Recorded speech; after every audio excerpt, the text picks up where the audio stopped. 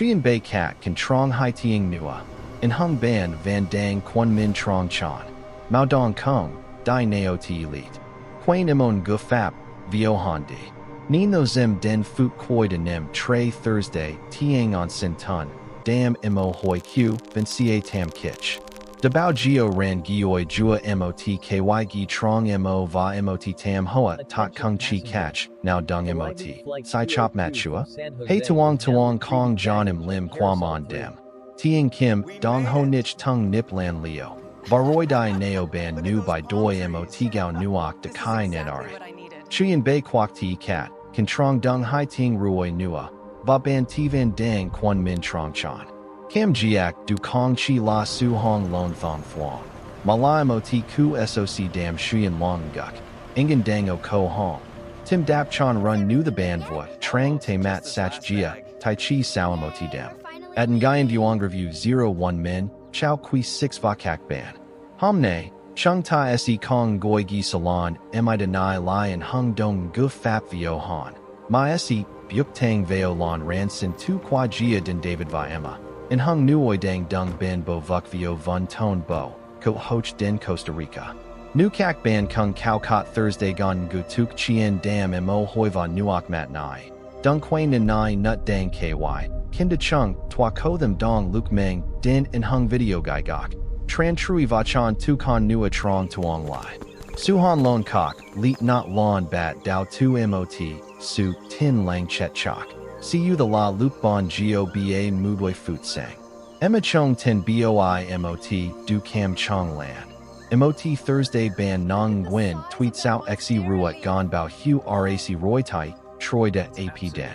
Ko Quo Quang Tim Cheek Dien Thoi De Sap On One Gom Geo Tu Bao Geo. Roy Leek Doi Mat Tang, Thought Lin Mat Cheek, Dong Ho Trio Tuong. Mo Tiang Het Choi Loi Vang Len. Xe Tok Mon Dem Va Dap, Nat Bao Kong Kai Ben, Yin Qua Sia Jia Den. Tron Koen Kok Mamwa Jia Troy Qua Du Duok Dong. Dem Bang Tien Bac Va Su Tuet Vong Du. Kich Ben Kong Cho Fep Ban Loi Mo Tu Vong Rap Quan Ra De Cham Rai Yin Lutz. Nu Ban Thought Len. Oh no, we wake up late. Nay no King Quang. Not Neo Va Vio Cam Den Kung Cuc. Mot Con Nuoi Dang Doi Dien Voi Tam Kich Tre Chuyen Bay Se Gon Ko Len Ma Gao Bang Tat Sia Sim Luke. We overslept. Dung Nam Lon. Wake up late. Don Thuan Chi La Mot. Su Kien Chu Dong. Cho Mot Bui Sang Koi Tuan Ran Roy. And Hung. Overslept. Lai La Mot. Not Dao Chi Mang. No Mang Sak Tai Hong Lon Tot Du. Chua Dung Su Toi Loi Dang Gat Kai Chi Dong Ho Bao Tuk, by Vio, Hu Hoa, Trong Con Nine Go. Du Kong Chi La Mot Tu Vong, No La Tieng Nac Ingen Gao Qua Mot, Kahoch Xe Dike Sap Sua, Dap Chiu Vin Ving. That suffocating realization of oversleeping didn't just freeze the room. It ignited a chaotic, desperate scramble where every second felt like a drop of blood bleeding out from our vacation. You do not simply walk into the closet and ponder your wardrobe choices when the grim reaper of missed flights is breathing down your neck. The methodical art of folding shirts and organizing toiletries is a luxury reserved for those who wake up on time. For David and Emma, the bedroom transformed into a war zone of flying denim and tangled charging cables. In a standard English classroom, you might be taught to say, "We are packing our suitcases very quickly." But let me tell you, when your heart is hammering against your ribs like a trapped bird and your mind is completely blank, that sentence is a sterile lie. Real life demands raw urgency. You don't pack quickly. You throw things together. It is a visceral, uncalculated act of survival. You grab whatever your hands can reach, shoving a winter coat into a bag meant for a tropical getaway, just because it was the closest thing on the chair. To throw things together paints a vivid picture of absolute chaos, capturing the trembling hands and the wild, unfocused eyes of a traveler who has lost all sense of dignity. There was no checklist, no perfectly rolled socks, just the brutal calculus of grabbing passports, credit cards, and hoping for the best. The zipper of the suitcase screamed in protest as David forced it shut, using his entire body weight to conquer the bulging fabric. Every metallic click of a buckle felt like a gunshot in the silent house. a harsh reminder of their colossal failure to hear the alarm. They were no longer tourists preparing for a serene Costa Rican sunset. They were fugitives fleeing the crushing disappointment of a ruined dream, clutching their haphazardly stuffed bags like life preservers in a sinking ship. Leaving the wrecked bedroom behind, the battleground shifted immediately to the cold, unforgiving asphalt of the highway, where the ticking clock became a physical enemy sitting right there in the passenger seat. The ride to the airport was an agonizing exercise in psychological torture. The streetlights blurred into streaks of amber as their car merged onto the interstate, the engine roaring in a desperate attempt to claw back the stolen minutes of the morning. When you are trapped in a moving metal box, watching the GPS arrival time fluctuate with every braking car ahead, the polite phrases of textbook English entirely evaporate. You do not tap your driver on the shoulder and say, "Could you please drive faster?" That is the language of a mild inconvenience, perhaps a slight delay to a dentist appointment. When your Costa Rican escape is slipping through your fingers, your vocabulary strips down to its most primal, demanding core. You grip the leather seat, knuckles turning white, and you tell the driver to step on it.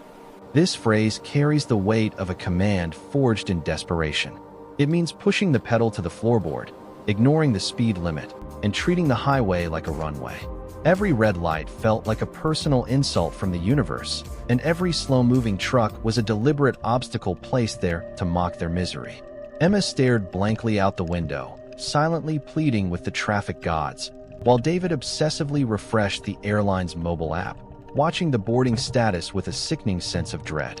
The silence in the car was heavier than concrete, punctuated only by the anxious tapping of feet and the heavy, synchronized sighs of two people who knew that their fate was completely out of their hands. They were at the mercy of the morning commute, praying for a miracle on a stretch of road that rarely offered any. The screeching halt at the departure curb offered absolutely no salvation, only violently throwing them directly into the neon-lit purgatory of the airport terminal. Sliding automatic doors parted to reveal a sea of travelers, dragging their luggage with the agonizing slowness of people who had nowhere important to be. To David and Emma, these relaxed vacationers were human roadblocks. The dash from the curb to the check-in counter was a blur of dodging carts and ignoring annoyed glances. In the sterile, fluorescent reality of the airport, the margin for error is absolutely zero. When you finally reach the chaotic labyrinth of the TSA security checkpoint and look up at the departures board, realizing your flight boards in exactly 12 minutes, you do not politely inform your companion, "We have very little time left."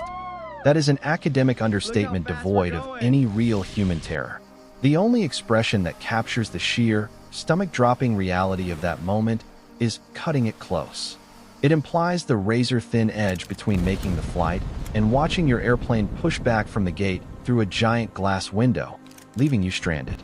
To cut it close is to feel the cold sweat dripping down your spine as the security agent slowly examines your ID, taking an eternity to wave you through. It is the frantic unlacing of shoes, the aggressive pulling of laptops from backpacks, and the silent, agonizing prayer that you will not be selected for a random, pat-down screening. Every beep of the metal detector was a heart palpitation. They were living on borrowed time, operating on pure, unadulterated adrenaline, acutely aware that one wrong move, one dropped passport, or one misplaced boarding pass would definitively seal their tragic fate right there on the dirty carpet of the terminal floor. Bursting through the final security checkpoint with lungs burning and legs turning to lead, the only thing left was the agonizing sprint to the final frontier, the departure gate.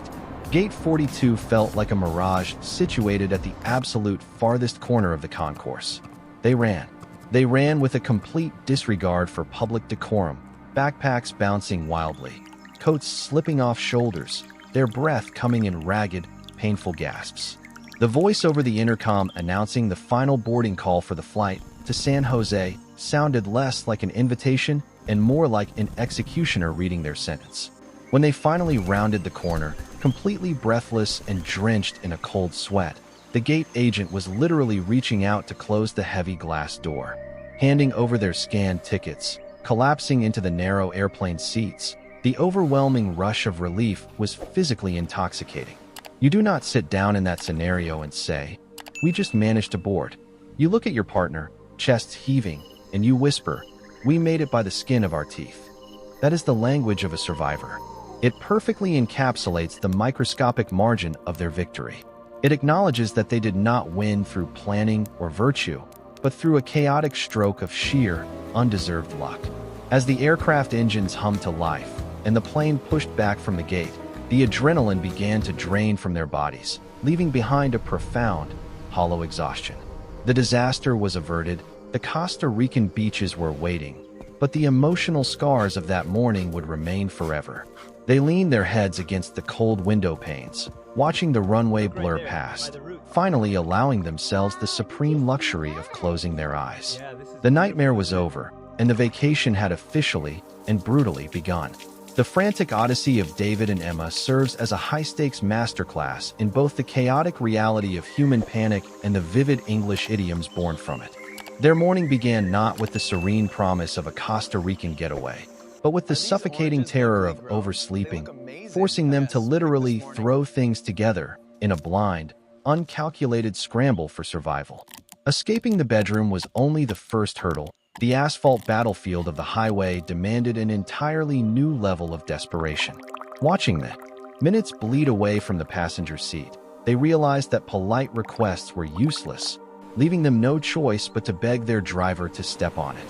Plunging into the neon purgatory of the airport terminal, the couple was forced to navigate human roadblocks and agonizing security lines while acutely aware they were cutting it close. Every agonizing second felt like walking a tightrope over the abyss of a ruined vacation. Yet, in a miraculous climax at Gate 42, they successfully boarded their flight just as the doors were closing, surviving by the skin of their teeth. This adrenaline-fueled narrative transcends a simple travel nightmare. It perfectly encapsulates the visceral intensity of real life, where perfectly curated plans can disintegrate in an instant, demanding raw grit, breathless sprinting, and sheer luck to salvage the day. The most meticulous plans are ultimately fragile, and true resilience is measured not by how perfectly we prepare, but by how we respond when our carefully constructed timelines violently shatter. Life rarely adheres to our ideal itinerary. It is unpredictable and often merciless. True survival requires us to let go of our desire for absolute control, embrace the chaos, and push forward with relentless, imperfect action when the margin for error drops to zero. Stop relying on the assumption of a best-case scenario. Whether you are managing a high-stakes project at work, launching a business, or simply organizing your daily routine, you must build intentional margins of error, time buffers, into your schedule. More importantly, when an inevitable crisis does strike, abandon the paralysis of perfectionism.